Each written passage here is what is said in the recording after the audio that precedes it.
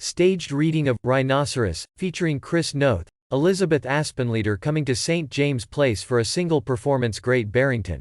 A free staged play reading is coming to Great Barrington this Saturday evening.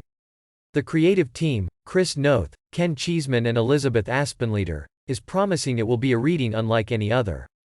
The play is Eugene Ionesco's avant-garde theater of the absurd. He preferred the name, Theater of Derision, masterpiece, Rhinoceros, set in a small town whose residents, one by one, are turning into rhinoceroses.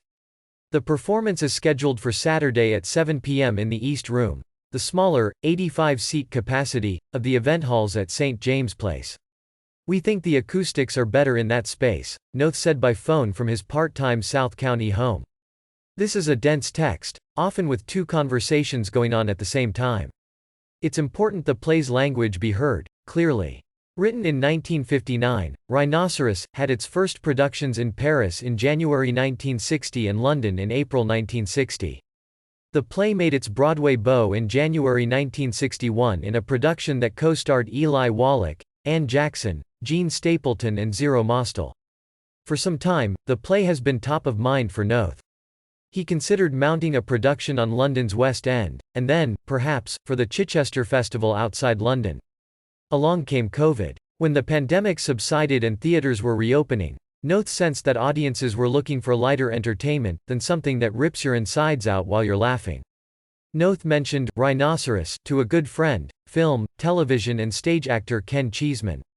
Noth met Aspenlieder following a performance of The Approach, in which she appeared earlier this summer at Shakespeare & Company. Aspenlieder signed on as lead producer, with Noth and Cheeseman co-producing and co-directing, and all three are part of the cast of actors they assembled from their various contacts in and around the Berkshires. They had an informal reading in May at Noth's home. Noth firmly believes that 62 years after its first performances, Rhinoceros has relevance, especially now. "You can take this play to any generation and it will speak to that generation," Noth said. "The play has so many layers," Aspenlieder said. "On the surface, you see these people who are respectable, logical, regular folk. Then something happens to make people go the other way toward violence, death, destruction, deceit. People whom you thought were reasonable, who knew the difference between right and wrong, good and evil, choose to go the other way. It illuminates humanity and how easily it can waver." Directing Rhinoceros, especially, perhaps in a reading, has its challenges.